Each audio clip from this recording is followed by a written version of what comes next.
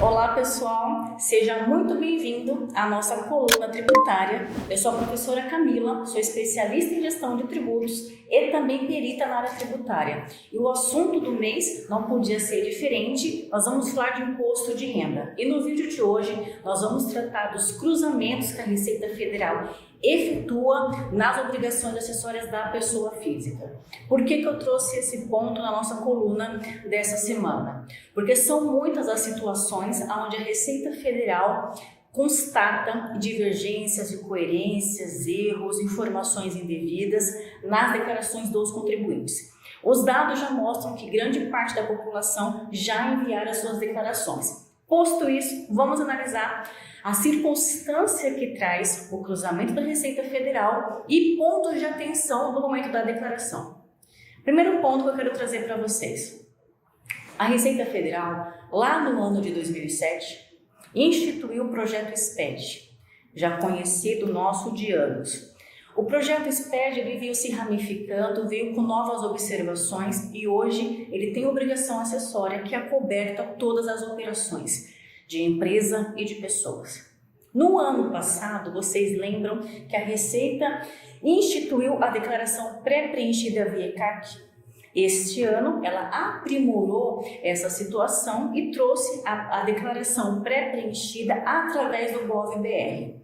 Quando você tem o GOV na condição do bronze ou do ouro, as suas informações já serão populadas, se assim você desejar, pela própria Receita Federal.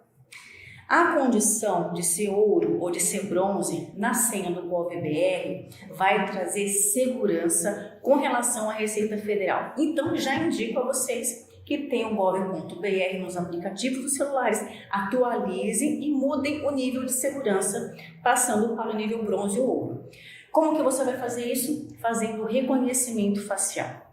Ponto. Feito isso, quando você entrar no GOV.br, você vai poder recuperar as informações constantes na Receita Federal.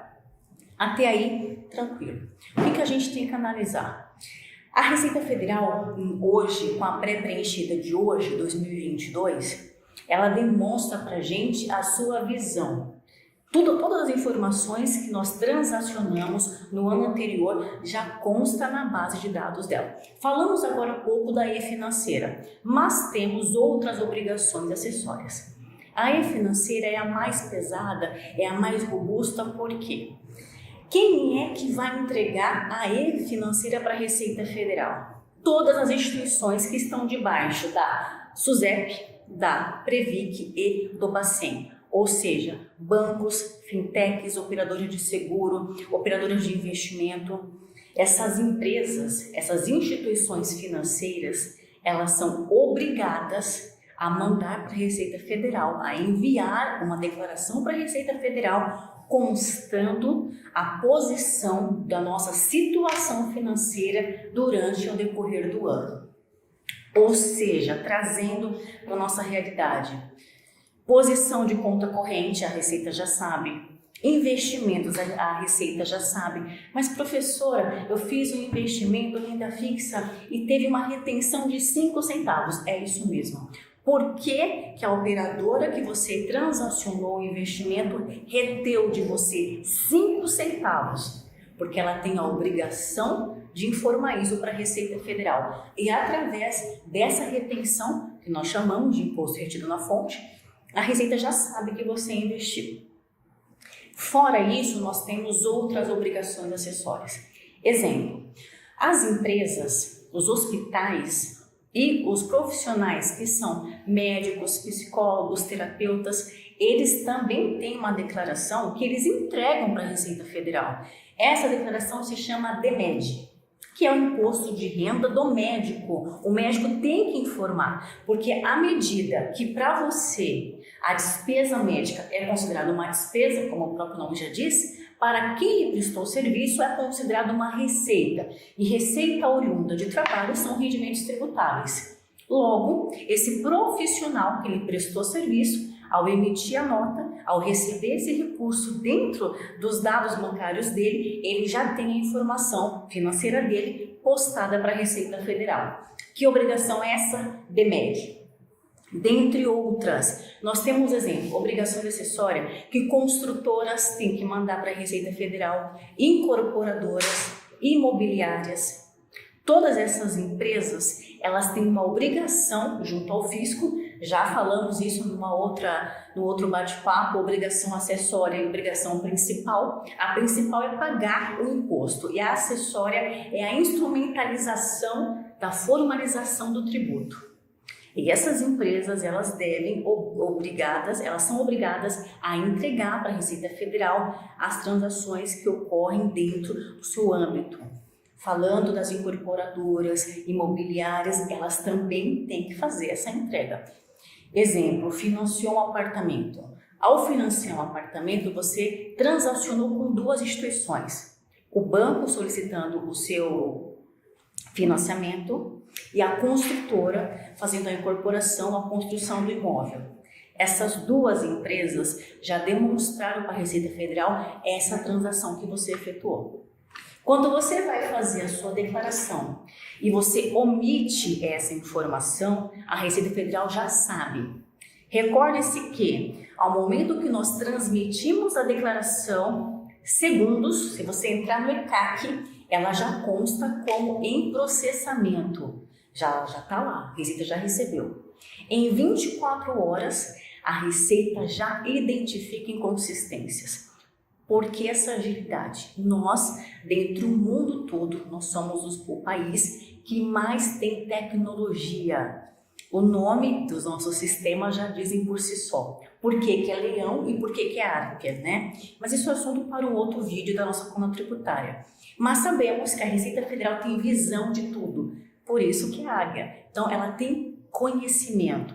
Quando for fazer a sua declaração de imposto de renda ou do seu cliente, tenha a plena convicção de que os dados serão cruzados. Agora quero trazer para vocês as maiores circunstâncias que fazem as pessoas cair na malha fiscal. Tanto é, quem entrou no site da Receita Federal, agora no começo de fevereiro, quando ela disponibilizou, no final de fevereiro, na verdade, quando ela disponibilizou as tratativas da instrução normativa que trariam os aspectos legais da declaração desse ano, um dos pontos que ela traz é um puxãozinho de orelha, né? Tomem cuidado na elaboração da declaração, porque a grande parte das pessoas que caem nas malhas fiscais é por erro de digitação. Triste, mas verdade. Então, vamos aos pontos importantes no momento de elaborar a sua declaração de imposto de renda. Primeiro ponto, informações digitadas de forma errada. Acabamos de falar, a Receita já deu um puxão de orelha. Essa situação é a mais recorrente. Às vezes, no momento que estou elaborando, pega um número diferente, digita um número invertido, pode acontecer. Portanto, depois que elaborar, confirme as informações que estão sendo digitadas. Um nome errado, data de nascimento errado, algum valor que você esqueceu de colocar ou colocou a mais.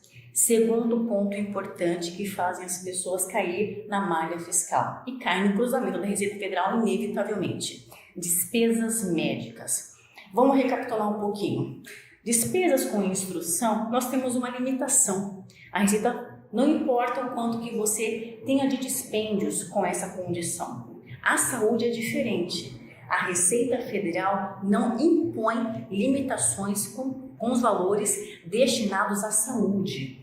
Ou seja, se você gastou 100, se você gastou 1.000, se você gastou 3.000, você vai declarar e isso vai abater da sua base de cálculo. Ponto. Só que, e isso é recorrente, tenho certeza, no momento em que você transmite para a Receita Federal a sua declaração e a sua despesa médica é no valor alto, ela vai solicitar esclarecimentos. Não significa que você está errado. Significa que você tem que ter sustentação legal. O que é sustentação legal? É documento fiscal. É algum documento que comprove aquela circunstância. Ou seja, transmitiu a sua declaração, já tem a ciência. Já deixa o recibo, os pagamentos, as notas fiscais em separado.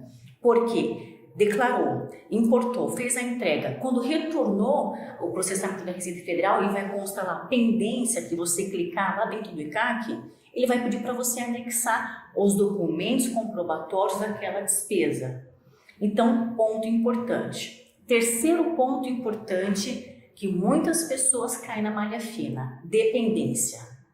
O que vem a ser a dependência? Só para a gente contextualizar. Dependência é aquela situação onde a Receita Federal permite a inclusão de determinadas pessoas na nossa declaração de imposto de renda. Bacana. Essa dependência, ela nos tira, nos dá um abatimento na base de cálculo. Ótimo. Só que o dependente, quando ele traz esse desconto da base de cálculo, ele também traz as receitas que ele tem. Então vejam só, nem sempre é viável a inclusão de um dependente na sua declaração. Posto isso, se for incluído, precisa trazer com ele. O dependente carrega.